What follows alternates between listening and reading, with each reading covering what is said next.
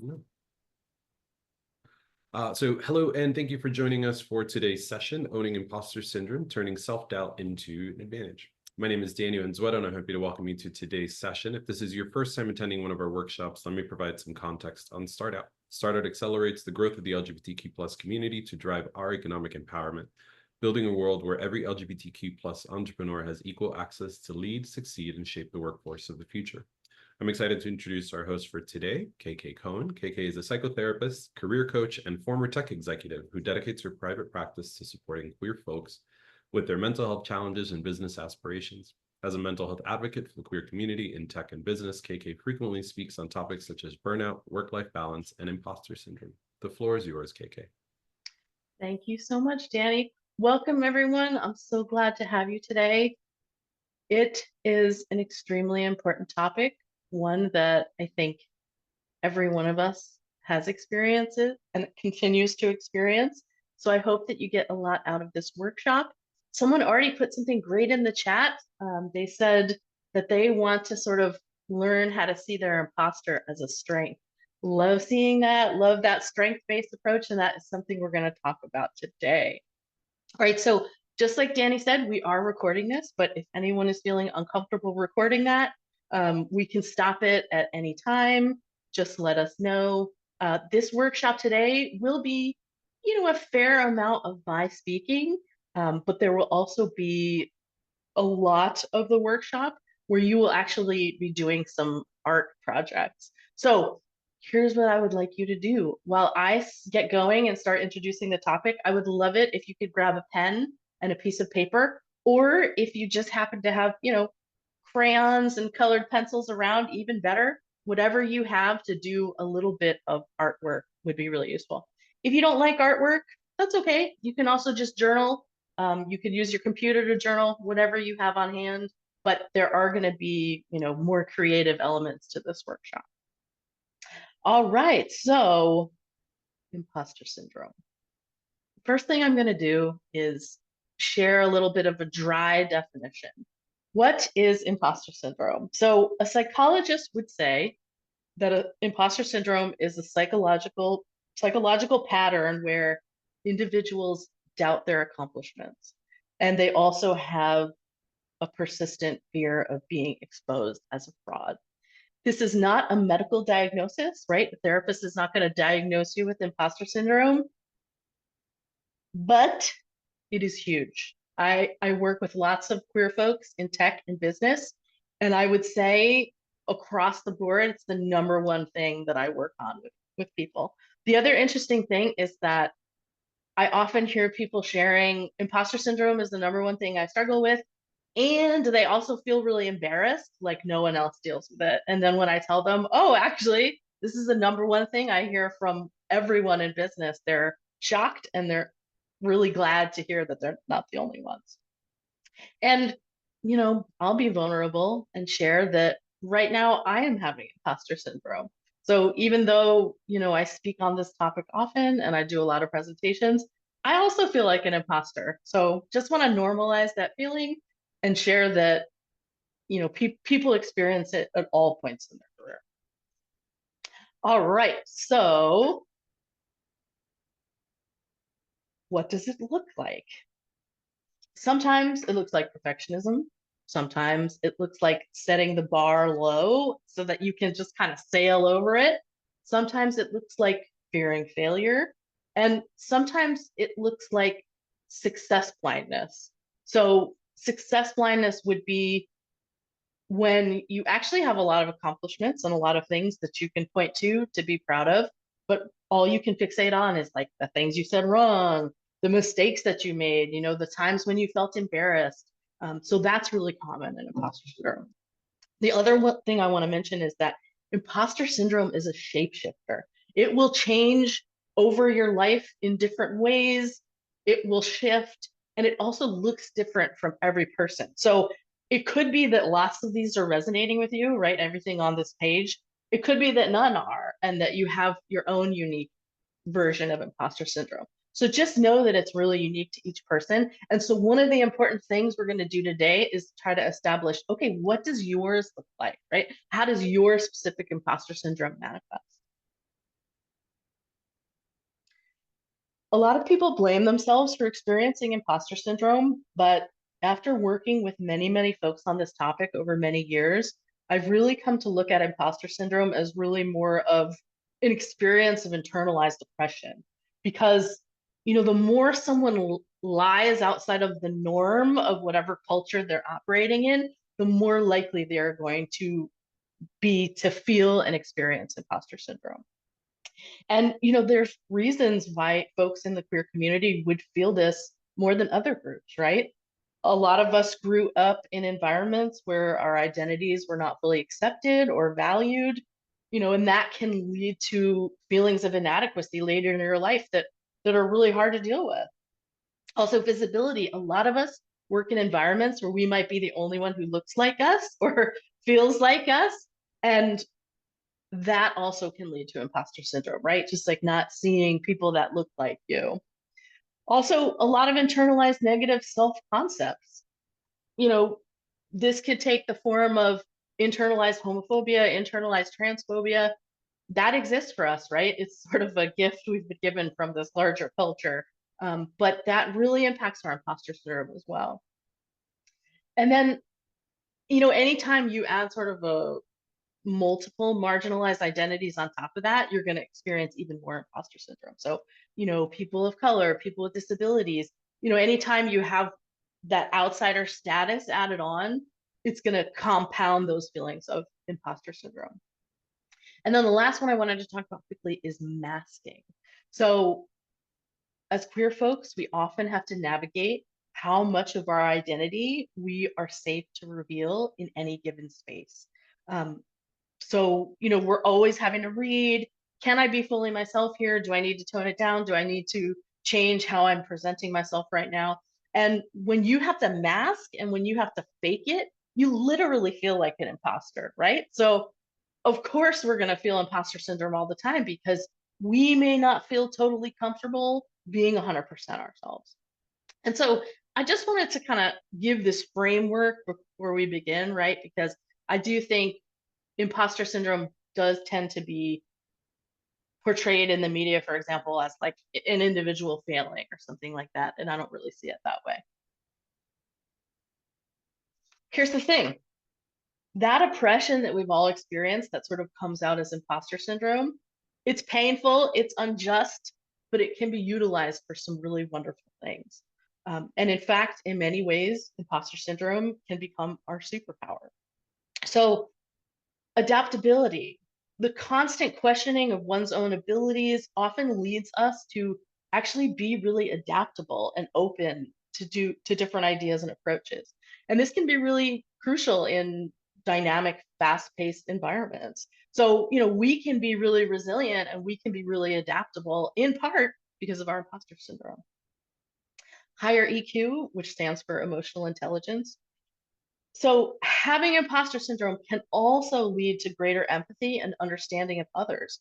We sort of know what it feels like to feel like an imposter and to feel like an outsider. And if handled in a thoughtful way, that can really create in you the ability to kind of read where others are coming from, right? And that's a fantastic leadership quality. Humanness. So the ability to be ourselves and be creative with a diverse perspective can really come out of this pain and struggle of imposter syndrome. And in my opinion, there is nothing more that the business world needs right now than humanness, right? The ability to connect with others, the ability to be ourselves, the ability to be different and, to not show up as sort of a soulless robot. It's super important and it's something that we can bring to the table. Also, critical thinking. Imposter syndrome makes people feel different, but what comes along with that is the ability to think differently.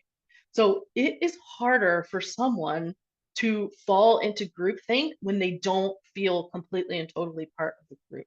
So in that sense, you can thank imposter syndrome for broadening perspectives, reducing bias, enhancing problem solving. It actually really helps our critical thinking because we don't just kind of fall into the core dominant group's perspective on things, right? We can bring a totally different creative perspective to the table. And of course, these are all wonderful qualities of effective leaders. And I would argue that you really don't want a leader that does not experience imposter syndrome, because there's actually a lot of value to having it and working with it. So speaking of working with it, here's the thing: we don't just get to reap the benefits of imposter syndrome by having it. You have to actively work with it to sort of transform it into something useful for you. And there's many ways to do this. And each client that I work with has specific things that work for them and specific things that don't. And we kind of discover that together. But today I'm going to talk about 3 techniques that are the most common that I would use with imposter syndrome. Number 1, externalizing. Number 2, reframing. And number 3, increasing social connections. All right, so let's do some externalizing. You are not your imposter syndrome. It is so easy to blame yourself, like I said before, and to feel very identified with your imposter syndrome, to feel like you are your imposter syndrome. But it isn't you. It's just a part of you. It's a facet of you. And there are many parts of you. So, one way that we can help transform imposter syndrome into a superpower is to practice this technique of externalization. So, we're not even aware most of the time that imposter syndrome is operating, right? It's kind of operating in the background. Sometimes maybe it'll bubble up to consciousness where you really sort of notice it. But for the most part, it's kind of, fuzzy and buzzing in the background. So what we're doing with externalization is we are sort of turning the light on, and we are really starting to notice when the imposter syndrome is happening. That's kind of the first step to the externalization. And if you have ever seen a movie called Inside Out, you already understand this concept. So in Inside Out, this whole movie is just a movie about externalizing emotions, right? In this movie, a teenager has characters sort of going on in her mind that represent her different emotions. And she comes to understand through the course of the movie that even though she might hate some emotions and wish they would go away, she needs them. They actually are a strength for her, and they help her navigate the world, and they work together. Your imposter syndrome is no different, right? It also is there to help you and to tell you something, and can be harnessed to your benefit. So the first thing we're going to do is an art activity. So go ahead and grab your pens, your crayons, whatever you have to work with, and a piece of paper. And the nice thing about art is that art allows us to access a part of our subconscious that's hard to touch with logic or words. So the first thing we're going to do is we're going to take, let's take maybe like 3 minutes. It'll be fast, but maybe later you can go back and finish this piece of art. You're going to draw your imposter. So you're going to think about, if you had to make your imposter into a character, what would it be? Is it an animal? Is it an object? Does it have a color? What is its shape? What is its age? So just get totally creative and take 3 minutes to draw your own personal imposter. And I'm going to set a timer.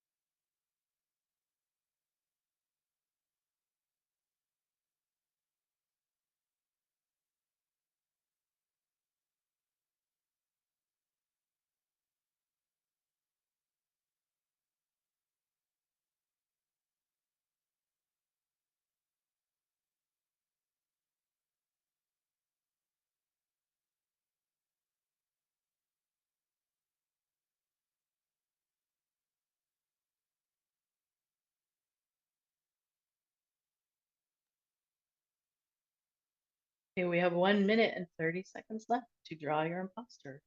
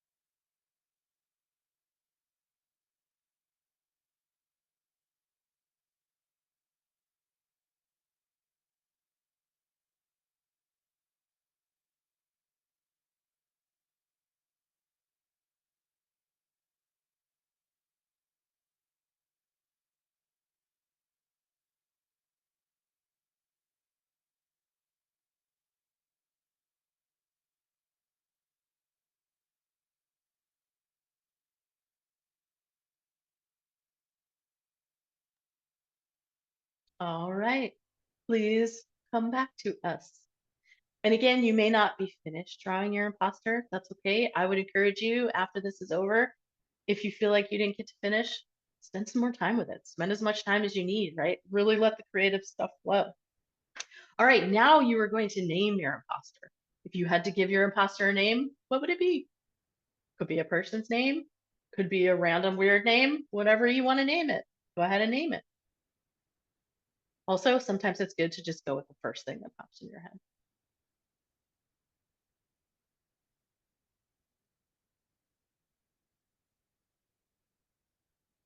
All right, once you have your imposter's name, I want you to take 1 minute to think about what their personality is like. If you met this imposter at a party, what would it be doing at the party? I'm going to give you about 40 seconds to think about that.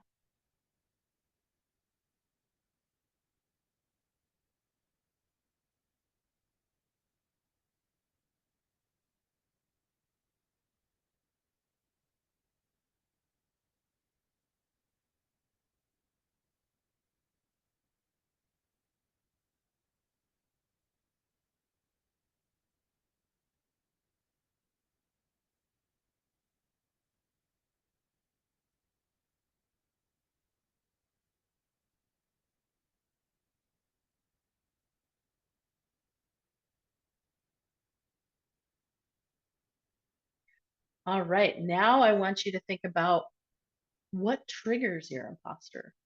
So if your imposter went somewhere and it really triggered them, where are they going? What is the scariest thing for your imposter? See if you can think of three. You might only get one or two, that's okay. But see if you can come up with three, and I'll give you another 40 seconds for that.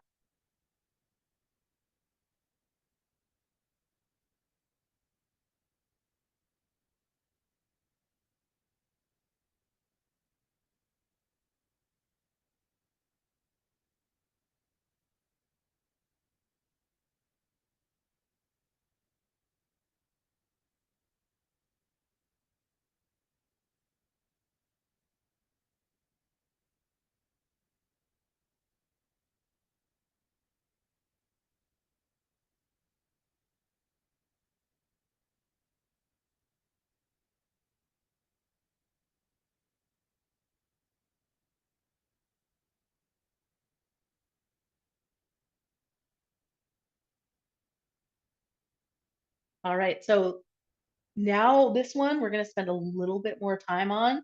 We are going to try to determine, what does your imposter say to you? So these are sort of the words, the negative things you hear in your head from your imposter when your imposter is triggered. What is it? What do they say to you? I'll give you an example. It could be, ah, you always fail, right? You're always making mistakes. They're going to see that you're a fraud, right? Think about the things that your imposter most typically says to you. I'm going to give you 2 minutes for this because this one we're going to take this part and build on it in the next section. So take 2 minutes to really write out, what is my imposter saying to me?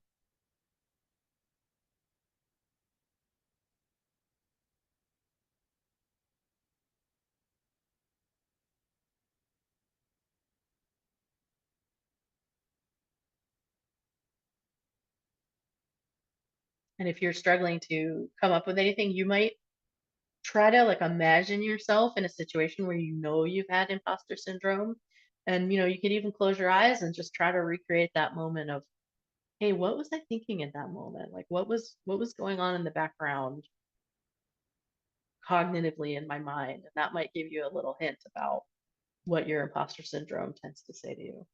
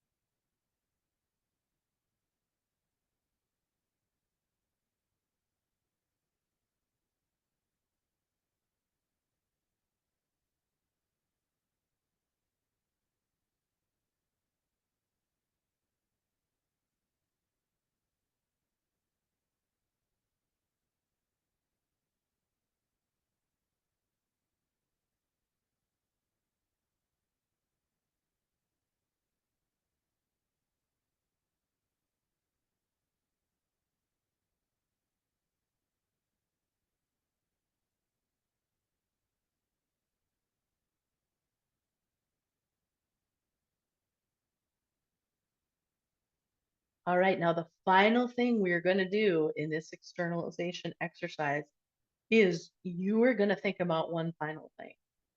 What is your imposter protecting you from? So even critical self-talk often has a positive intention. For example, protecting us from failure, rejection, embarrassment. I want you to take 1 minute to consider. And by the way, you likely are not going to unpack this all right here, right now, because this is a big one, right? But I want you to take a minute just to think about, what might your imposter be trying to save you from? So for example, I'm not qualified might stem from a desire to feel prepared and competent. So take 1 minute, see if you can come up with, what are some of the protected elements at play here that your imposters, what are they trying to do for you?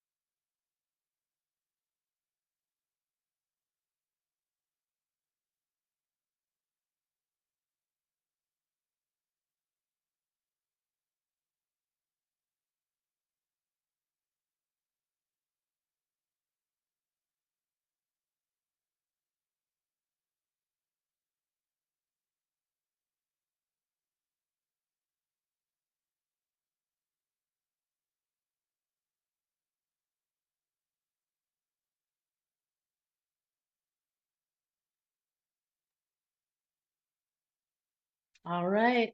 Good job, everyone. All right, we're going to move on to the next piece of our presentation.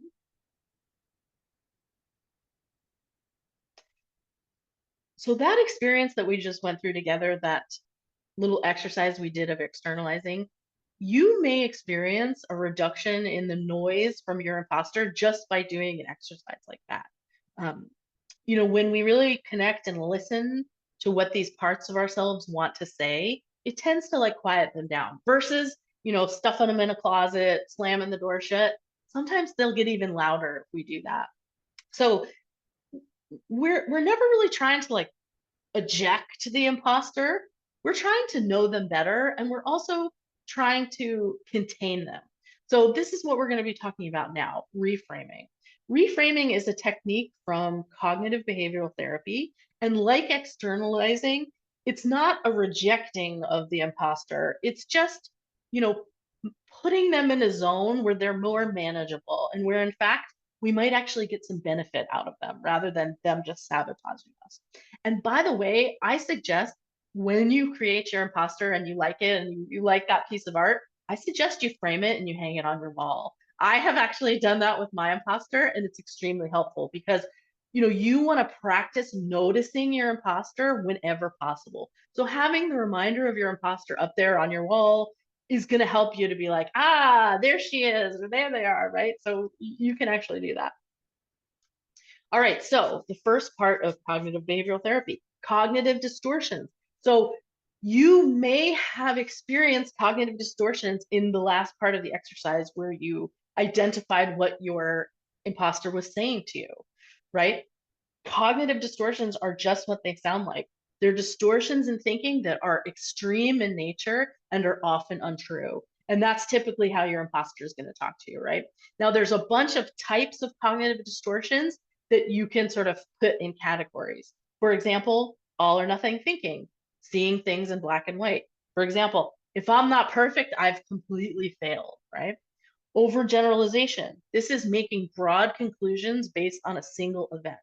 For example, I didn't get this job. I'm never going to get any job in the rest of my life. Catastrophizing. This is expecting the worst possible outcome or viewing situations as worse than they might actually be. Personalization. This one is huge. This is blaming yourself for events that are outside of your control.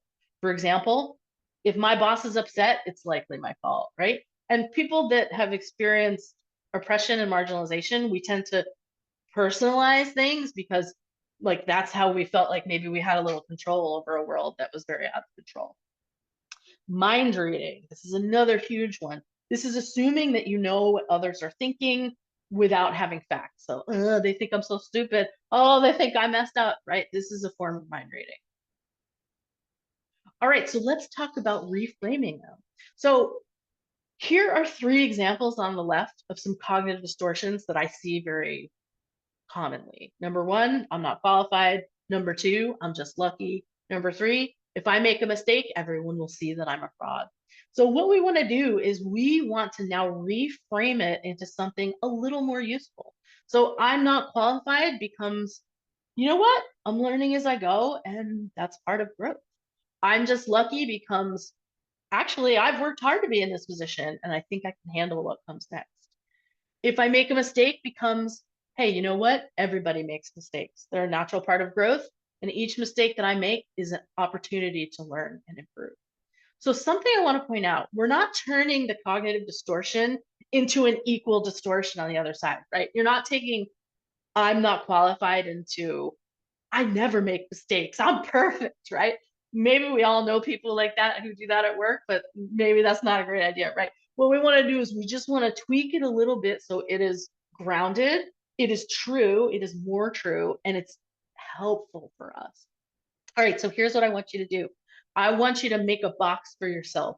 I want you to put on the left one of the cognitive distortions you identified from your imposter. And I want you to take 1 minute, and again, you might need to revisit this later, 1 minute to see if you can take that and reframe it into something more useful.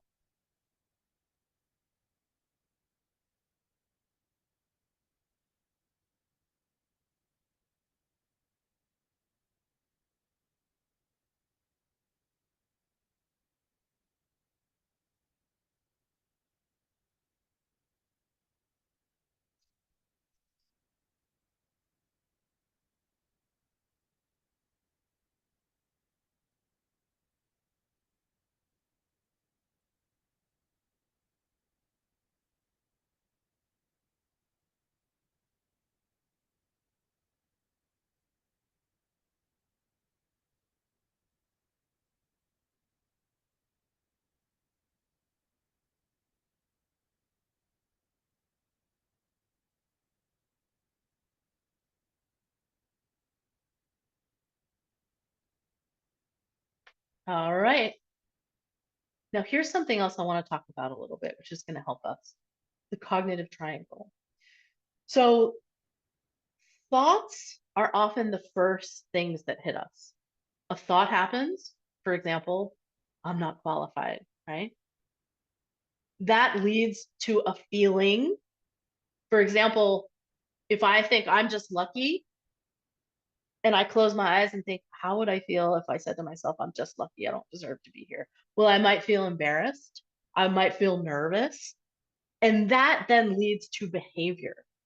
So if you're feeling embarrassed and you're feeling nervous, how are you likely to behave? Well, you probably are going to hide. You're probably going to stay quiet. You're probably not going to take risks. And here's the thing, people are often wanting to change their behavior, not realizing that the behavior is actually driven by a thought. So if you actually want to change a behavior in your life, you have to identify the thought that precedes that behavior, because it's much easier to challenge that thought as it pops up than it is to handle the behavior, which, you know, is so much harder to manage and see. So here's what I would like you to do. I would like you to now take that cognitive distortion that we reframed. I want you to write it down as the thought, and then I want you to write down what are the feelings that that cognitive distortion creates for you, and what are the behaviors you're likely to have with that thought. So just like I did with this triangle, I just want you to make your own triangle with your own cognitive distortion and sort of see what comes up for you. And I'll give you like 40 seconds for this.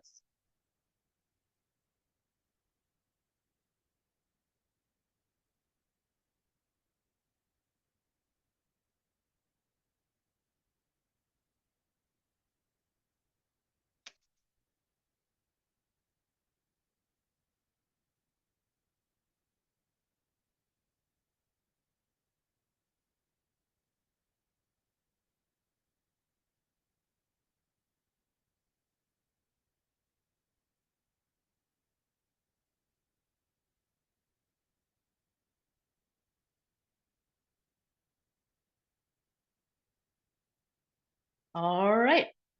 Now what we're going to do is we're going to take the reframe that you did.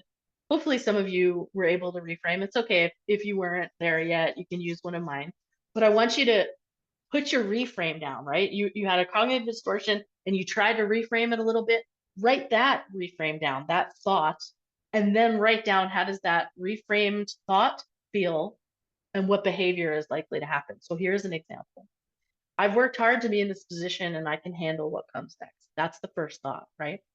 If I close my eyes and think about how am I feeling with that, I feel pretty calm and I actually feel pretty confident. When I'm calm and confident, how am I likely to behave?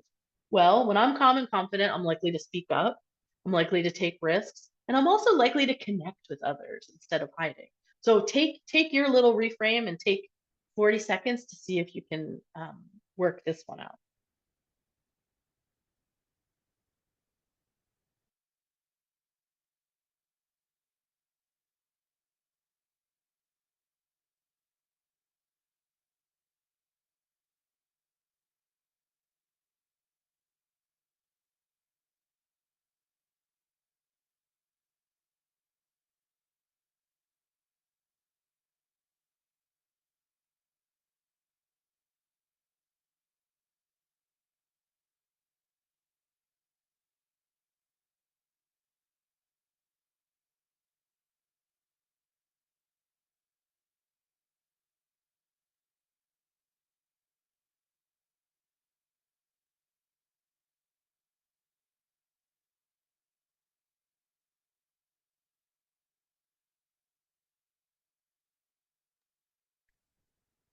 All right.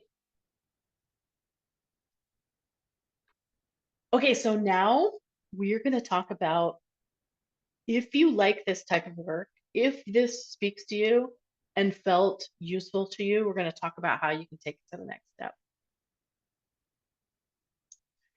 So here's an idea if you like this work. You can start keeping a thought journal.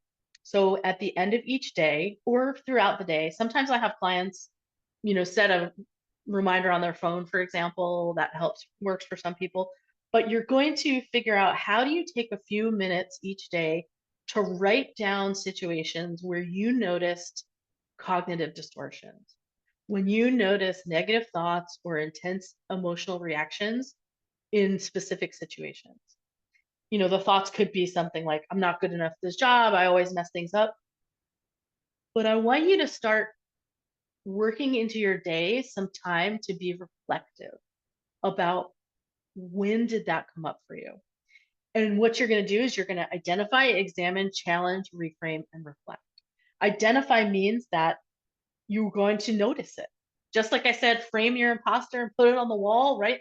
First step in this whole process is just to start to begin to notice this more. So you are more conscious of what's happening for you cognitively, behaviorally, and emotionally. Then you're going to examine it. You're going to take that thought and you're going to beat it up a little bit. Is this true? Do I have evidence for this thought? Do I have evidence against this thought? Is there another way to think about this thought? Is this based on facts or is this based on my feelings or an interpretation, right? Then you're going to challenge the thought like we kind of practiced today. For example, a great way to challenge a thought is, what would I say to a friend that had a thought like this? Or what would I say to my kids if my kids had a thought like this at school, right? That's a great way. Am I thinking in all or nothing terms? Is there a more like balanced way that I could see this situation? And then you're going to reframe it like we've been practicing today. You're going to write down a new, more balanced, constructive way to think about the situation. Now, and then the last piece is sort of what we did today. You're going to reflect on how does the new thought make you feel versus how did the old thought make you feel.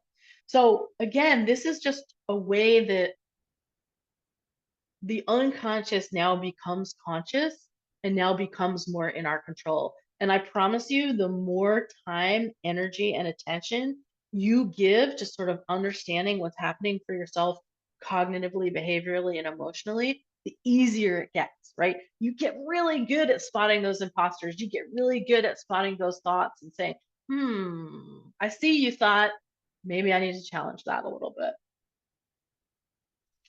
All right, so let's move on to our third and final piece, which is social connection.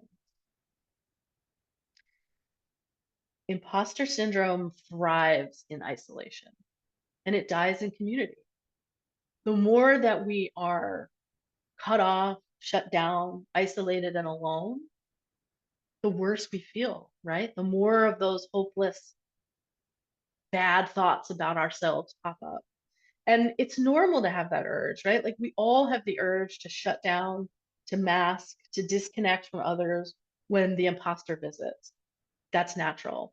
But we also know that shutting down like that kind of leads to more bad feelings, right? So that triangle we talked about, it's a self-reinforcing cycle, right? If you start feeling bad about yourself, you have bad feelings, thoughts, you start behaving in a certain way, now you feel worse, right? It's kind of like goes down like that. So when we connect with others, our experiences get normalized, you feel a sense of belonging, you're able to feel authentic and vulnerable, you feel more confident, right? This all comes from connecting with others. In this way, you can think about social connections as the best way that you can turn imposter syndrome to your advantage, right? Into your superpower. And there is a really wonderful concept in DBT therapy, which is dialectical behavior therapy. It's called opposite action. And what opposite action is, if you see a behavioral pattern in yourself that you've noticed time and time again, that when something happens, you're likely to behave in this particular way, and you know that it's harmful, it's not a behavior you want, you do the opposite. So for example, if you feel when imposter shows up and you want to hide, you recognize it and you do the opposite. I feel like going into my bedroom and like crawling into my bed, maybe I'll call a friend, right? You do the opposite action and it actually can be a really powerful way to sort of stop that cognitive behavioral chain in its tracks. So we're going to do one final activity and it's simple. We're all going to sit here for 3 minutes and we're going to think about who are 3 people in your life that are people that you can connect with when you are feeling like an imposter.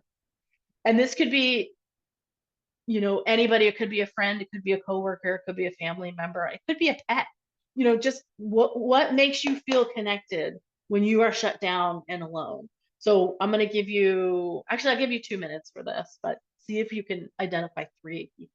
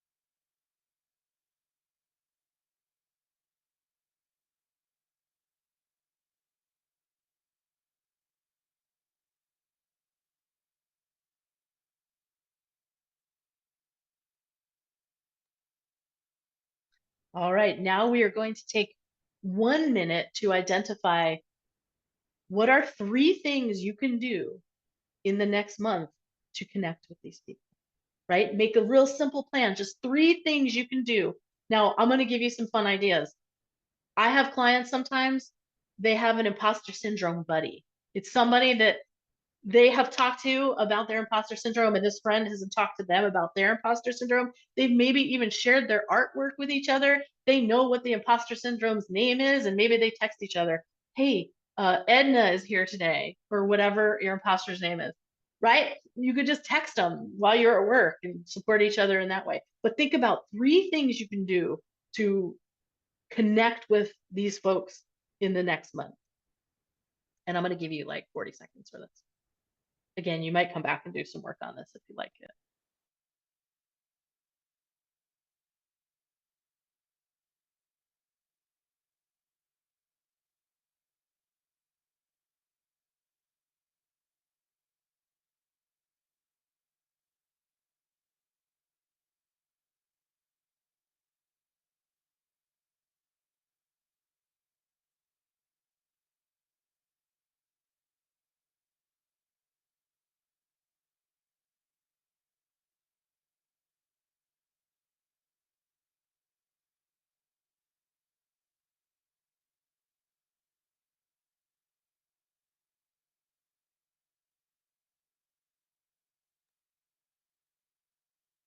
All right, y'all.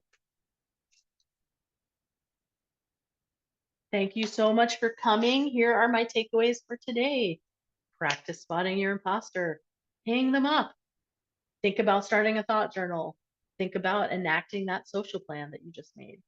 And then if you really need some more support, think about reaching out to a coach or a therapist. It's what we do. If you feel like you need more help with this, it's a good choice. All right. I am KK Cowan. It's been so beautiful having you today. Does anybody have any questions or anything you want to share, you want to talk about, any thoughts? Fantastic. Just gratitude to you, KK, for this fantastic session. We're really grateful for this opportunity as I am staring at my imposter syndrome friend on my notepad. I've taken a lot of what you said to heart, so I appreciate that. If folks have any questions, please feel free to drop them in the chat. You can also unmute and come on camera to ask them directly.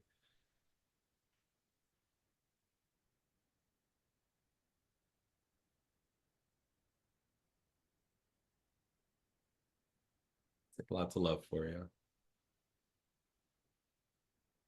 I'm so glad to hear it was helpful for y'all. It was beautiful and helpful for me to do it too. Awesome. All right, y'all. Well, thank you all so much for being with us today. We're incredibly grateful. We have 2 other sessions coming up with KK this year. So please make sure to check out startout.org for our upcoming events, and we will see you all next time. Have a great day. Thank you all. Thank you.